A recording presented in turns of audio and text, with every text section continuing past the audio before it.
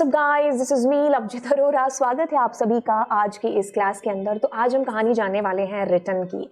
Okay, सो return क्या है Python के अंदर जब हम फंक्शंस में इसका यूज करते हैं। अच्छा, फंक्शन को, पाइथन को, सारी चीजों को एक बार साइड में रख दो, बस रिटर्न वर्ड है ना जो, इसको पकड़ो कि एक हमारी एक आम सी लाइफ के अंदर अगर मैं रिटर्न, जिसको प्रोग्रामिंग नहीं भी आती, they don't know about Python, user defined function, कुछ नहीं पता, मैं बस एक रिटर्न वर्ड है किसी के सामने बोलती हूँ तो मैं कब बोलती हूँ। हमने कुछ अमेजोन से, फ्लिपकार्ट से कोई चीज़ मंगवाई, कोई XYZ रीजन की वजह से, अब हमें वो पसंद नहीं आई और हम उसको क्या करते हैं, कौन सी रिक्वेस्ट डालते हैं, रिटर्न की, है ना। कोई मान लो मार्स पे गया तो वहां से वो गया तो अब क्या हो रहा है, रिटर्न हो रहा है। कोई मून पे गया तो वहां से क्या हो रहा है, रिटर्न हो रहा है। मैं ऐसे उठपटांग से एग्जांपल इसलिए दे रही हूँ ताकि चीजें हमें समझ में आए कि मैं क्या कहना चाह रही हूँ, आप रिलेट कर पाओ इस वर्ड को प्रोग्रामिंग के साथ। तो रिटर्न मतलब कोई चीज का वापस आना। वापस कब आएगी, जब हमने कुछ दिया होगा, है ना, कुछ परफॉर्म हुई होगी चीज, उसके बाद में वो चीज है जो हमारे पास वापस आ रही है, रिटर्न हो रही है। ठीक है, किसी की वापसी। अब ये वापसी वाली चीज है ना जो यहाँ पर कैसे हम यूज करेंगे, इसको हम लोग देखते हैं। मैं सिंगल वैल्यू, मल्टीपल वैल्यू कैसे रिटर्न होती है वो सारी चीजें आपको बताती हूँ। सबसे पहले एक बेसिक सा फंक्शन बनाते हैं। जैसे मैंने कहा डिस्प्ले, ऐड या एडिशन, कुछ भी मैंने यहाँ पर कर दिया। अब मैं कोई वैल्यू ले रही हूँ, अब मैं कोई और नंबर ले रही हूँ और मैंने क्या किया, इन दोनों को जोड़ा, घटाया, कोई फर्क नहीं पड़ता क्योंकि हम यहाँ पर रिटर्न का मकसद जानने आए हैं। अब मैंने इसको प्रिंट कराया तो आपके सामने 100 आ गया। आपको पता है दिस इज व्हाट, ये फंक्शन की कॉल है, ये फंक्शन डिफाइन हुआ है, ये फंक्शन की बॉडी के अंदर 4-5 आपने लाइनें लिखी और काम हो गया आपका। अब मैं ये चाह रही हूं कि आप ना क्या करो, कॉल हुआ, कॉल करके आपने दोनों का एडिशन कराया ना, आप यहां पर प्रिंट मत कराओ, मुझे वो आंसर वापस चाहिए। कोई भी रीजन हो सकता है, मुझे उसको दोबारा प्रिंट कराना है, मतलब वापस करा के यहाँ प्रिंट कराना है, या मुझे उससे कोई स्क्वायर रूट जानना है, या मुझे कुछ भी काम उसके साथ हो सकता है। आई डोंट वांट कि आप यहाँ पर उसका आंसर है जो प्रिंट कराओ। तो आप क्या करो, किसी वेरिएबल में आपने स्टोर कर दिया, अब आप यहाँ पर रिटर्न कीवर्ड का यूज करेंगे। और अब क्या हो रहा है, बहुत सारे बच्चे यहाँ पर इस चीज को रिलेट करेंगे क्योंकि वो क्या करते हैं रिटर्न में और प्रिंट में, सोचते हैं कि रिटर्न का काम भी वही है जो प्रिंट का काम है और प्रिंट का काम भी वही है जो रिटर्न। नहीं, रिटर्न कीवर्ड है, प्रिंट एक फंक्शन है जिसका काम है प्रिंट करना। रिटर्न का काम is not to print something, return का काम है आपको रिटर्न करना आपका आंसर। ठीक है, तो इसने एक तरीके से कैच पकड़ाया किसको, जिसने कॉल किया, जिसने कॉल किया, डिस्प्ले ने कॉल किया ना, डिस्प्ले ऐड ने, तो इसको इसने क्या किया, आंसर वापस कैच करवा दिया।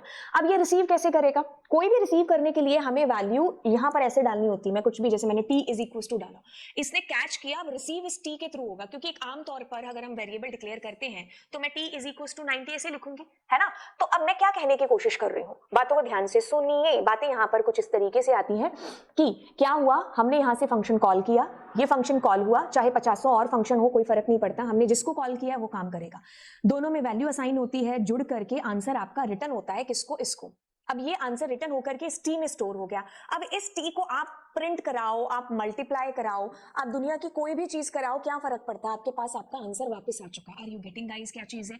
रिटर्न का मतलब कभी भी नहीं है कि आप कुछ प्रिंट करा रहे हो, रिटर्न का मतलब आपका जवाब, आपका आंसर आपको वापस दिया जा रहा है। अब आप उसको प्रिंट कराओ ना कराओ, आप उसमें कुछ जोड़ो घटाओ, कोई दिक्कत नहीं है। कभी कभार हमें आंसर को वापस लेकर के उसके साथ फर्दर कुछ ऑपरेशन परफॉर्म करने होते हैं, तो तब हम रिटर्न कीवर्ड का यूज करते हैं कि हमें हमारा आंसर वापस दे दिया जाए। ठीक है, तो एग्जीक्यूशन का फ्लो किस तरीके से चलेगा, इस तरीके से चलेगा कि आप यहां से फंक्शन कॉल होता है, हम यहां जाते हैं, लाइंस हमारी एग्जीक्यूट होती है, यहां से आंसर वापस इसी को सौंप दिया जाता है और इसमें ट्रांसफर होकर के अब आप उसके साथ फर्दर कोई ऑपरेशन करा रहे हो, कराना है कराओ, नहीं कराना है मत कराओ, जैसी हमारी डिमांड आ रही है हमारे सॉफ्टवेयर की, हमारे प्रोग्राम की, हम उस तौर पर उस रिटर्न हुई वैल्यू से काम कराएंगे। आपने कई बार ऐसे भी लिखा हुआ देखा होगा कि प्रिंट और कुछ इस तरीके से, तो ये भी चीज है जो हो सकती है। अगर हम यहाँ पर प्रिंट ऐसे भी है जो करा सकते हैं, तो इट डजंट मीन कि रिटर्न आपका कुछ प्रिंट करा रहा है, return is just returning you your output. Are you getting. अब ये सी भी लगाने की जरूरत नहीं थी, आप यहां पर ऐसा भी कर सकते थे, p प्लस के अपॉन 2, जो भी कोई एक्सप्रेशन भी आप दे सकते हो, तो वो भी आपका आंसर आपको वापस मिल रहा है, रिटर्न प्रिंट नहीं करा रहा। ये मैं बार बार इसलिए बोल रही हूँ क्योंकि लाइव क्लासेस में बच्चे इसी चीज पर अटक जाते हैं कि भाई दोनों में क्या अंतर है। अंतर ये है कि प्रिंट क्या करता है, यहां पर आपका आंसर प्रिंट करा देता, बात खत्म। अगर मुझे मान लो अगर बड़े सॉफ्टवेयर के अंदर इसकी वैल्यू के साथ आगे चल के कोई काम होता, तो मेरे पास तो वो वैल्यू थी नहीं, तो इसने क्या किया, आपको वापस दे दिया। आप कहा कि तुम प्रिंट करा लो, तुम इसको कुछ मल्टीप्लाई करा लो, आपकी मर्जी है। तो हमने आंसर अपना वापस ले लिया, मैंने आते ही प्रिंट करा दिया, इट्स ओके।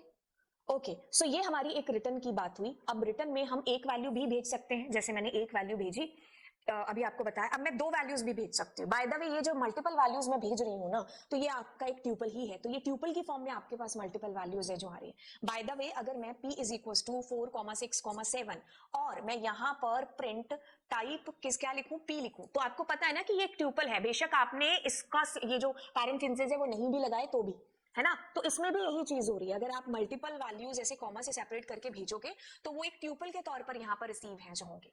ठीक है, एक ट्यूपल यहाँ पर आपके पास में रिसीव हुआ है और आपने प्रिंट कराया। अब आप उसको चाहे, जैसे मैं अब यहाँ पर उसको प्रिंट नहीं कराना चाह रही, तो मैं यहाँ पर k इज इक्वल टू और मैं ऐसे प्रिंट और मैं k को यहाँ प्रिंट करा रही हूँ, तो ये मेरी मर्जी है ना, कुछ भी मैं यहाँ पर करा सकती हूँ। अब जैसे एक और चीज मैं बता दूं, यहाँ पर आपने ये एक फंडा देखा है ना कि जैसे मैंने कहा l इज इक्वल टू कुछ मेरे पास में यहाँ पर वैल्यूज हैं, जैसे कम वैल्यूज ले लेते हैं, 4 ही वैल्यू लेते हैं, है ना। तो आपने ये चीज देखी होगी ना, a, b, c, d और उसमें मैं l यहाँ पर डाल दूं, तो ये मल्टीपल असाइनमेंट आपने शायद देखा होगा जब मैंने आपको ट्यूपल की क्लास है जो कराई थी। तो मैं यहाँ पर a मान लीजिए, c, b और d नहीं प्रिंट करा रही हूँ। तो एक चीज बता दूं कि क्या चीज हुई, डायरेक्टली इनडायरेक्टली आप इसमें मल्टीपल असाइनमेंट कर रहे हैं, बॉक्सिंग अनबॉक्सिंग के अंदर आता है। ठीक है, तो क्या हो रहा है, a, b, c, d और इसके अंदर मैं 1, 2, 32, 4 कर रही हूँ। तो इट मींस ये इसके अंदर गया, ये इसके अंदर गया, ये इसके अंदर गया और ये इसके अंदर, मतलब बजाय कि मैं ऐसा करने के b is equal to 2, c is equal to 32, d is equal to ये 4 है या जो भी है ना, तो बजाय कि अलग अलग लाइनें लिखने के आप ऐसे भी पाइथन में कर सकते हो। This is called multiple assignment. अब इसकी मुझे यहाँ बताने की जरूरत क्यों पड़ रही है आपको, क्योंकि हर एक बेसिक चीज जो आप पास्ट में पाइथन बेसिक्स में कर चुके हो, वो सारी चीजें आप यहाँ पर भी है जो कर सकते हो। मतलब अगर ये मेरा एक फंक्शन, मतलब इस तरीके से मैंने मल्टीपल वैल्यूज को रिटर्न कराया, अब मैं यहाँ पर ऐसा करूँ a, b, c, d, e, ठीक है।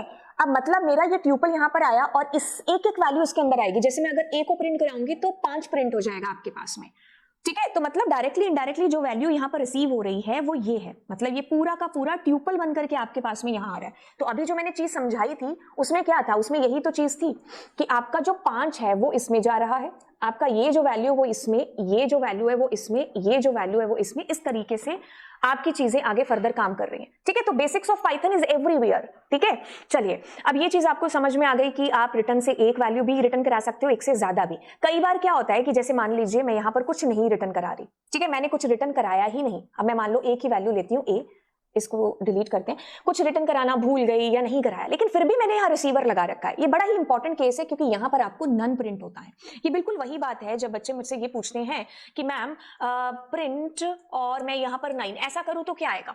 देखिए प्रिंट क्या होगा, आपको 9 प्रिंट करा देगा अंदर वाला, बाहर वाला प्रिंट क्या, क्योंकि प्रिंट कुछ रिटर्न नहीं करता है तो इसलिए आपको नन आएगा। यहाँ पर बहुत सारे ऐसे फंक्शन हैं, जैसे मैंने मान लीजिए एक लिस्ट ले ली, अब उसमें मैं प्रिंट p डॉट अपेंड कर दूं, है ना, तो अपेंड फंक्शन कुछ रिटर्न नहीं करता तो क्या आएगा, नन आएगा।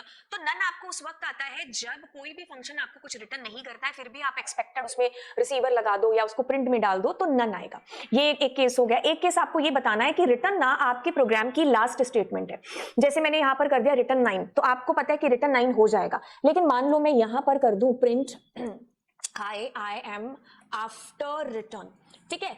अब मैं इसको एग्जीक्यूट करने की कोशिश करूं तो इकलौती 5 नंबर लाइन ऐसी होगी जिसको हमारा कंपाइलर एग्जीक्यूट ही नहीं करेगा, जिसको हमारा कंपाइलर एग्जीक्यूट ही नहीं करेगा। समझ में आई चीज। अगर मैं इसका कैपिटल P करके इसको एग्जीक्यूट करती हूं तो आप एक चीज पाओगे कि ये अगर बेसिक्स ऑफ पाइथन में आप इसको लिखोगे, मतलब अगर यही सेम चीज मैं ऐसे लिखती हूं तो मेरे को एरर आएगी कि यार ये क्या है, आपने गलत लिखा है। बट अगर मैं यही चीज कुछ इस तरीके से करूं कि रिटर्न के बाद में, तो ये चेक ही नहीं हो रहा है। तो ये यहाँ तक हमारा जो इंटरप्रेटर है, क्योंकि Python is an interpret language, एक के बाद एक जो है आपका स्टेटमेंट एग्जीक्यूट होता है, तो यहाँ 5 नंबर लाइन तक तो हमारा इंटरप्रेटर पहुंच ही नहीं पाया, है ना। 4 नंबर लाइन से ही हम रिटर्न हो गए। तो रिटर्न आपके प्रोग्राम के अंदर आपने फंक्शन में जहां पर भी लिखा है that is end of the function, मतलब यहाँ ये एक ऐसा पत्थर है कि जिससे आप टक्कर खा करके डायरेक्ट जहां पर आपको कॉल किया गया था ना, तो आप वहां पर पहुंचोगे। तो return is the last statement of your function. तो मैंने सारे केसेस आपके पास रिटर्न के अंदर जितने भी आते थे वो मैंने आपको बता दिए कि आप कैसे एक वैल्यू, कैसे एक से ज्यादा वैल्यूज और कुछ नहीं रिटर्न करते हो तो कैसे आपको नन रिटर्न होता है, और रिटर्न जो है वो आपके फंक्शन के अंदर आपकी लास्ट स्टेटमेंट होती है। अगली क्लास में हम ये सारे केसेस रिटर्न के साथ के जानने वाले हैं, तो रिटर्न का जो बेसिक मीनिंग है वो आपको समझ